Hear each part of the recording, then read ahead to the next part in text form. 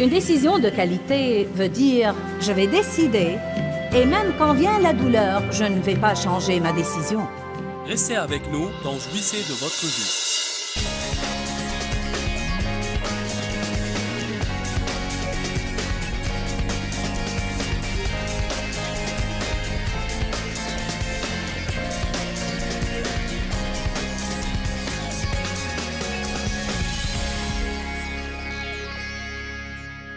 Vous aurez l'occasion, tout au long de votre vie, d'être assaillé par des sentiments différents. Il y a toujours des moments où je me sens offensée, mais je refuse de rester offensée.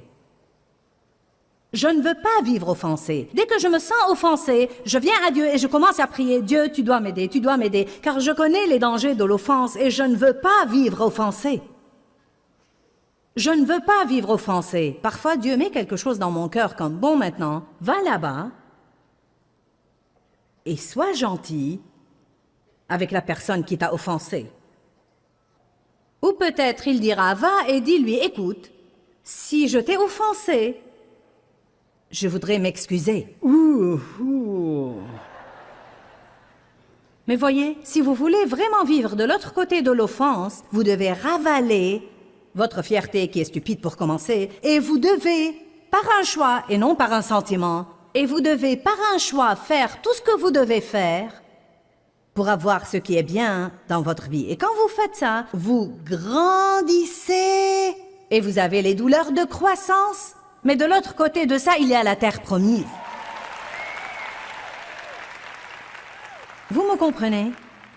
Vous vous disputez avec votre époux ou un de vos enfants ou un ami ou quelqu'un dans la famille et, à votre avis, ils doivent venir s'excuser auprès de vous pour avoir manqué de respect à votre égard. Mais ils ne viennent pas. Quelque chose doit être dit, sinon il va y avoir un mur entre vous. Et vous le savez, car même si vous les voyez, c'est comme, eh bien, quelqu'un doit dire quelque chose et ils ne disent rien. Qui fera le premier pas? Le plus fort dans le Seigneur. Vous êtes celui qui veut faire la volonté de Dieu et vous tenez tellement à faire la volonté de Dieu que si besoin est, vous ravalerez votre fierté 15 fois par jour plutôt que de rester en conflit. Ce n'est pas facile. Rester dans l'esclavage non plus. La Bible parle de 3 types de gens. Elle parle de l'homme naturel et comment agit l'homme naturel. Elle parle de l'homme spirituel et comment l'homme spirituel discerne tout. L'homme naturel ne comprend absolument pas l'homme spirituel, et c'est très vrai. Très vrai. Vous pouvez même dire que notre chair est comme l'homme naturel et notre esprit est comme l'homme spirituel. Et parfois, notre chair et notre esprit ne se comprennent même pas. C'est comme si une chose se passait dans notre chair et une autre dans notre esprit. Et notre chair est comme, eh bien, je ne peux pas m'accorder avec ça, ça n'a vraiment aucun sens. Pourquoi devrais-je? Pourquoi devrais-je donner quelque chose à cette personne qui m'a blessé? Ça n'a vraiment aucun sens. Pourtant, Dieu a un plan si nous suivons son discernement. J'avais un manteau qui était vraiment mon manteau préféré, et je l'aimais bien. Et il y avait une dame qui m'avait fait du mal depuis quelques années. Et je ne l'avais pas vue depuis longtemps, puis j'ai commencé à la voir à nouveau, et je pouvais toujours sentir le mur entre nous. Car le mal était important. Quand quelqu'un vous fait du mal, vous vous éloignez de lui et vous n'avez pas à traiter avec lui. Ce n'est pas aussi mauvais que de l'avoir sur le dos. Alors Dieu a commencé à me demander de donner à cette dame mon manteau préféré. Et j'ai dit au Seigneur, je vais donner le manteau. Je n'ai pas envie de donner le manteau, mais pour t'obéir, je vais donner le manteau. Mais je voudrais le donner à... Et j'ai commencé à penser aux personnes auxquelles je pouvais le donner. Alléluia. Parfois, c'est la différence entre donner et être généreux. Une personne qui donne peut donner le manteau, mais elle va faire en sorte de le donner à quelqu'un à qui elle aimerait le donner. Parfois, vous aimerez faire ça. Je ne dis pas que c'est toujours mauvais de donner quelque chose à quelqu'un que vous aimez. C'est bien aussi, mais dans ce cas-là, Dieu me disait spécifiquement de semer une graine qui allait briser une forteresse diabolique. Car l'amour est plus fort que la haine et les conflits et l'amertume. Dieu voulait que je fasse une œuvre d'amour qui allait démolir cette forteresse diabolique, et j'étais sur le point de manquer la volonté de Dieu, car bien que j'étais prête à obéir à Dieu, je ne sentais pas que je voulais le lui donner à elle. Naturellement, il n'y avait rien dans mes sentiments qui voulait donner mon manteau préféré à quelqu'un qui m'avait blessé. Amen. Mais à ce moment-là, j'étais à un stade avancé avec Dieu et j'avais assez de bon sens pour ne pas vouloir faire ce que je voulais. Et j'ai donné le manteau à la personne à laquelle Dieu m'a dit de le donner. Et je n'ai plus été dérangée par ce sentiment, cette blessure, cette gêne envers cette personne depuis.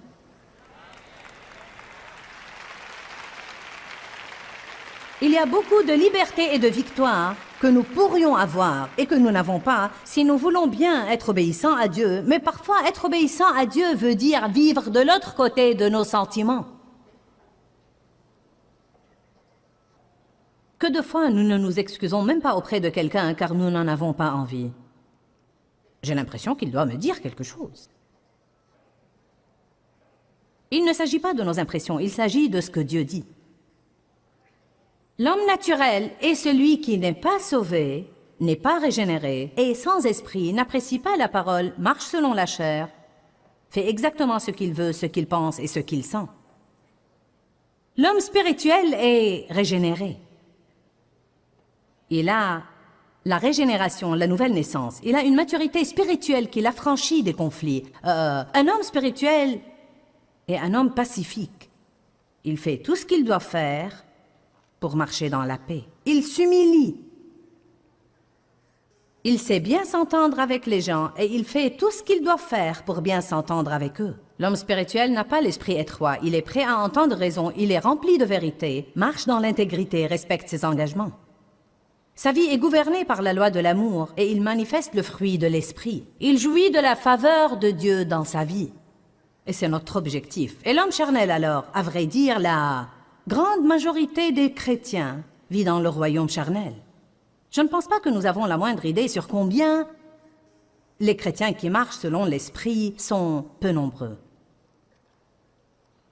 Je n'accuse personne ici, donc vous savez. Vous êtes probablement les gens les plus spirituels de la ville. Il se pourrait que vous ayez une avance sur certains car vous êtes là. Amen. Mais ça ne veut pas dire que nous n'avons pas un long trajet à parcourir. Alléluia. Quelqu'un m'a raconté quelque chose que je ne voulais pas entendre et sans m'en rendre compte, j'étais en train de déblatérer sous le coup de l'émotion. Ça avait quelque chose à faire avec l'argent et en l'espace de 10 minutes, moi qui croyais avoir une certaine somme d'argent, j'ai trouvé que j'en avais une autre parce que nous allons avoir à payer quelque chose que je ne m'attendais pas à avoir à payer. Alors j'ai rouspété. Avant de m'en rendre compte, j'accusais quelqu'un d'autre de quelque chose. Et pendant que je le faisais, je savais que j'agissais stupidement. Au moins, c'est du progrès que de savoir que vous dites des stupidités. Non, mais j'ai été stupide pour tant d'années et je ne savais même pas que j'étais stupide. C'est vraiment pénible d'agir stupidement et de penser « je suis stupide ». Qui a eu une crise de stupidité aujourd'hui? Mais au moins, Dieu soit loué. Je l'ai bien dit de ma bouche, puis quand quelqu'un a dit quelque chose, j'ai dit « tu sais quoi, j'agis stupidement ». Je déblatère là, car j'ai été déçue d'apprendre cette nouvelle. Alors, ce n'est pas que je n'ai pas des progrès à faire, mais du moins j'arrive à reconnaître les choses de plus en plus, et il y a plusieurs fois où je suis capable de faire ce qui est juste avant d'agir stupidement. Mais c'était tôt ce matin. C'est plus facile d'être stupide tôt. Nous n'avons pas le temps de prendre toutes nos décisions. Il y a beaucoup de christianisme charnel. Soyons sincères et disons que c'est probablement un des plus grands problèmes du monde et c'est une des plus grandes choses qui ruinent notre témoignage. Si vous avez un autocollant de pare-choc, les gens vous surveillent. Si vous allez à l'église, les gens vous surveillent. S'ils vous voient avec votre Bible, ils vous surveillent. Si vous parlez du Seigneur, ils vous surveillent. Ça ne veut pas dire que nous allons toujours manifester la perfection, mais je vais vous dire une chose, nous devons être différents du monde.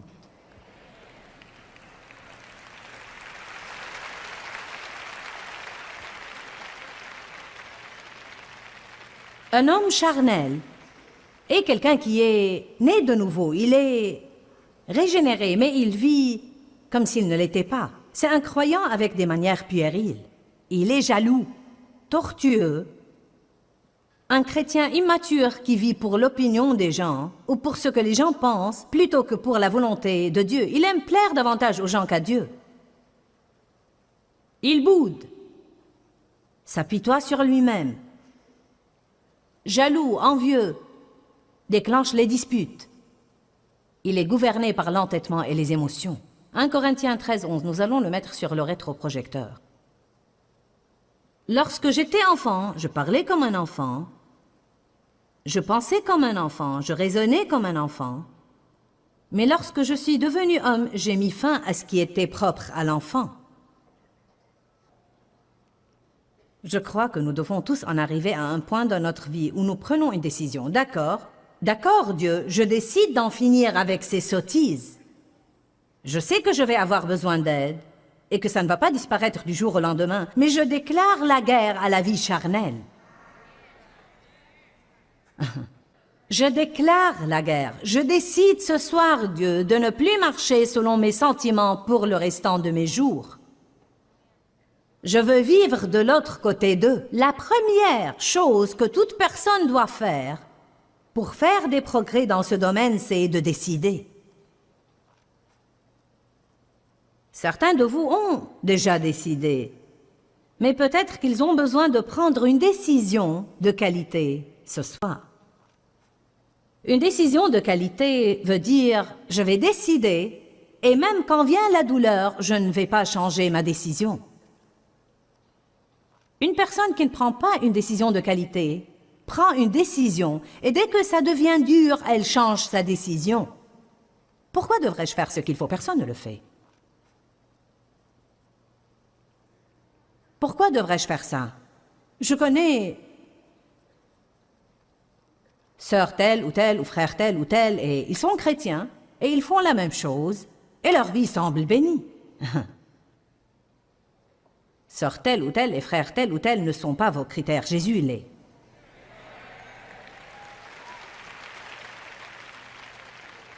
Bon, maintenant, je veux vous parler pour quelques minutes au sujet de croire la vérité plutôt que vos sentiments. Servez-vous le Dieu de la Bible ou le Dieu de vos sentiments? Croyez-vous la Bible ou croyez-vous ce que vous sentez? Vous allez me dire, je crois la Bible. Dieu soit loué, je crois la Bible. Oh oui? Bon, eh bien, faisons une petite enquête rapide, là. Quand vous demandez le pardon de vos péchés, croyez-vous vraiment que vous avez reçu le pardon et qu'il n'y a plus de condamnation, puis vous allez de l'avant? Ou perdez-vous votre temps sous les sentiments de culpabilité et de condamnation pendant des heures ou des jours ou des mois ou des années? Eh bien, je me sens coupable. J'ai mauvaise conscience. Eh bien, je me sens condamné.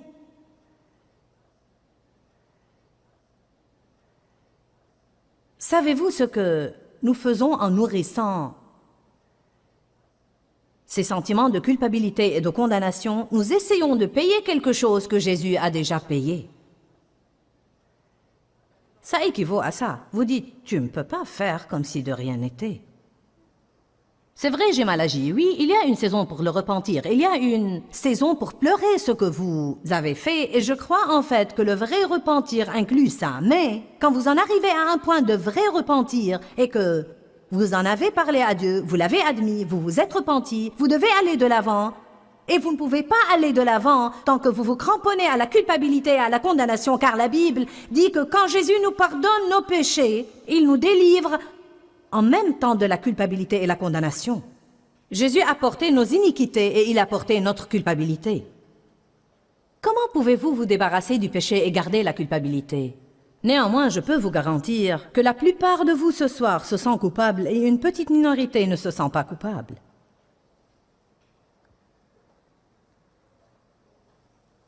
Combien de vous ont le problème d'avoir mauvaise conscience tout le temps? Qui se sent vaguement coupable tout le temps? Mon Dieu, j'ai combattu ça, et combattu ça, et combattu ça, et combattu ça. Vous dites, comment l'as-tu surmonté? J'ai dit, je ne vais absolument pas vivre comme ça. J'ai commencé à étudier la culpabilité et la condamnation. J'ai lu toutes les Écritures. Je veux dire que je les ai tellement lues que je les ai apprises par cœur. Et quand cet esprit stupide de culpabilité commençait à essayer de s'agripper à moi, je disais, il n'y a point de condamnation pour ceux qui sont en Christ. J'ai fait ce que je peux faire. J'ai confessé, je me suis repenti. Vous devez répondre au diable. Ne restez pas là pour le laisser vous remplir la tête d'absurdité. Vous devez ouvrir la bouche et répondre. Quand vous vous repentez et vous demandez à Dieu de vous pardonner et vous vous sentez toujours coupable, à ce moment-là, vous devez dire « Je suis la justice de Dieu en Christ, je me suis repenti, j'ai demandé à Dieu de me pardonner, j'ai confessé et il n'y a plus de condamnation. Jésus a porté mon péché, il a porté ma culpabilité et je ne vais pas vivre comme ça. » Vous dites, j'ai essayé ça et ça n'a pas marché. Faites-le à nouveau, et faites-le à nouveau, et faites-le à nouveau et à nouveau. Et faites-le jusqu'à ce que le diable en ait tellement ras-le-bol de vous entendre qu'il va se taire.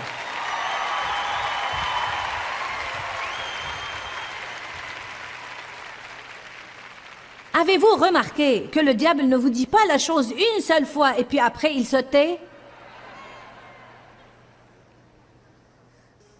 Il vous la répète, et la répète, et la répète, et la répète. Quel est ton problème? Quel est ton problème? Quel est ton problème? Tu ne peux rien faire de bien, tu ne fais jamais le bien.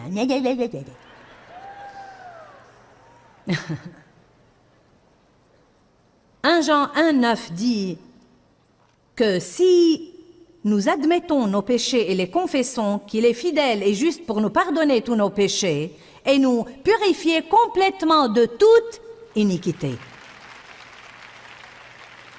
1 Jean chapitre 2 verset 1 dit « Mes petits enfants, je vous écris ces choses afin que vous ne péchiez point. Mais si quelqu'un vient à pécher, nous avons un avocat, Jésus-Christ le juste, qui a payé nos péchés. » Et si ça ne vous suffit pas, allez lire Hébreux chapitre 10, où il dit que l'ancienne loi ne peut jamais ôter les sentiments de culpabilité, que tout ce qu'elle fait, c'est les dissimuler, mais que nous avons une nouvelle alliance, que son sang a été répandu et qu'il nous a pour toujours complètement purifiés de toute iniquité. J'aime la Bible amplifiée. Pour toujours complètement purifiés. Eh bien, je me sens coupable. Oh. Certains disent toujours, mais je sens, mais je sens, mais je sens, mais je sens. Et tout ce que vous devez faire, c'est arrêter de croire ce que vous sentez et commencer à vous rendre compte que la vérité va l'emporter sur ce que vous sentez si vous exaltez la vérité et non pas vos sentiments. Et si vous parlez de la vérité et non pas de vos sentiments, nous parlons de ce que nous sentons plus que n'importe quoi d'autre. Je sens que personne ne m'aime. Je sens que Dieu ne m'aime pas. Eh bien, combien d'écritures dois-je vous citer pour vous convaincre qu'il vous aime? Non, mais partout dans la Bible, dans Romains, Éphésiens 1, Éphésiens 3, 1 Jean 4, vous savez, 1 Jean 4, versets 7 à 12, 1 Jean 4, 16, 18 et 19, etc., etc., etc. Dieu vous aime, Dieu vous aime, il vous aime, il vous aime, il vous aime. Car Dieu a tant aimé le monde qu'il a donné son Fils unique afin que quiconque croit en lui ne périsse point, mais qu'il ait la vie éternelle. Dieu est amour, il ne peut que nous aimer. Voici ce qu'est l'amour. Ce n'est pas nous qui avons aimé Dieu, c'est lui qui nous a aimés. Bien-aimés, si Dieu nous a ainsi aimés, nous devons aussi aimer les autres. L'amour de Dieu est répandu dans nos cœurs par le Saint-Esprit. Paul a prié pour l'Église, pour que vous compreniez la hauteur, la profondeur, la longueur et la largeur de l'amour que Dieu a pour vous et que vous ressentiez cet amour vous-même. L'amour parfait bannit la crainte, etc., etc., etc. Dieu nous aime.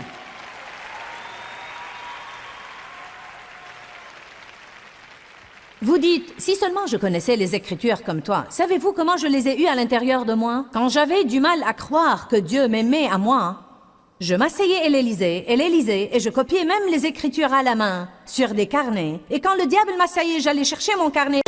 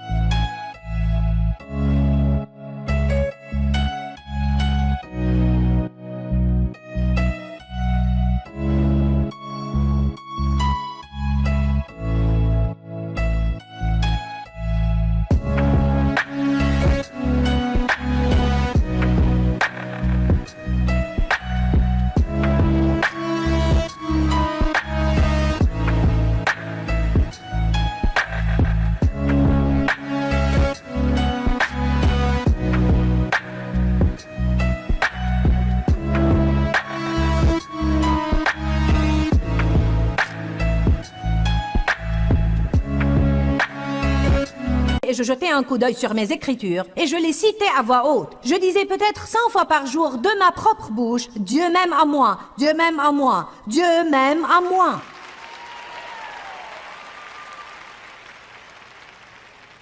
Pourquoi les gens restent-ils dans l'esclavage? Parce qu'ils sont paresseux.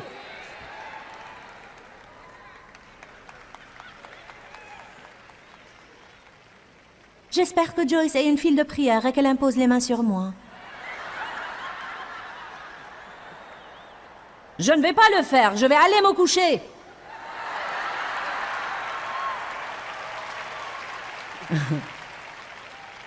Vous êtes presque 6000 et je ne suis qu'une. Et si j'impose les mains sur vous toute la nuit, je serai morte demain. Et ça ne va pas régler votre problème de toute façon.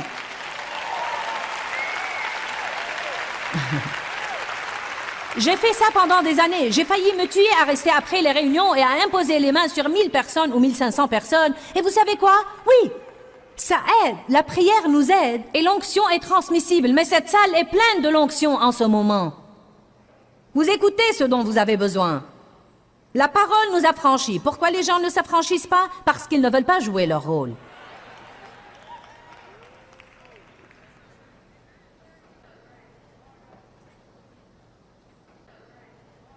Ah, vous savez, je n'ai pas envie de confesser la parole.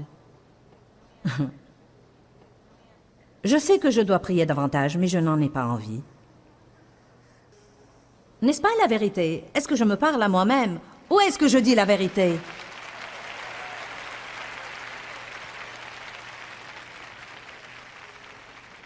Je ne saurais même pas vous dire combien de fois dans ma vie j'ai dit Dieu m'aime, Dieu m'aime.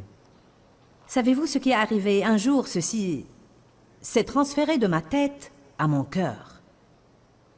Maintenant, je peux vous dire que Romains 8 est une réalité dans ma vie.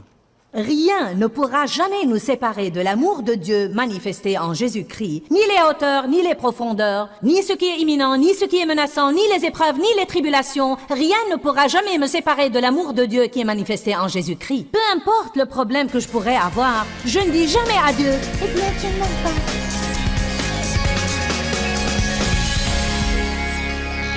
Nous incliner devant les sentiments aura pour résultat de nous créer des problèmes. Nous devons nous discipliner pour contrôler nos émotions et croire la vérité de la parole plutôt que nos sentiments. Avez-vous besoin de plus d'assurance dans votre vie et de plus de confiance? Je veux vous dire aujourd'hui que Dieu vous aime. Et vous pensez peut-être que c'est un très simple message, mais en fait, c'est vraiment le plus puissant message que la Bible essaye de vous faire parvenir. Dieu vous aime. Oui, il aime le monde entier, mais il vous aime. La Bible dit « L'amour parfait bannit la crainte ». Vous savez, nous avons tous tellement de craintes différentes dans notre vie. Crainte de l'avenir, crainte du passé, crainte de ce que les gens vont penser de nous. Crainte du besoin, crainte de la solitude. Non, mais la liste n'en finit vraiment pas. Et c'est uniquement le fait de savoir combien Dieu nous aime et que s'il nous aime, il va certainement s'occuper de nous, qui nous délivrera de ces craintes. Beaucoup de gens m'ont dit au fil des années, « Tu sais, tu m'as regardé et tu as dit « Dieu t'aime à toi ». Et Joyce, quand tu as dit ça, ça a changé ma vie. Eh bien, vous savez, je suis stupéfiée par le nombre de personnes qui n'ont peut-être jamais entendu ça, ou ceux qui l'ont entendu et n'ont pas encore décidé vraiment de le croire. Et je veux que non seulement vous l'entendiez aujourd'hui, mais je veux que vous le receviez à l'intérieur de vous. Je veux que vous receviez la vérité, que Dieu vous aime. Il vous aime inconditionnellement. Peut-être que vous n'êtes pas tout ce que vous devez être ou tout ce que vous aimeriez être, mais Dieu vous aime.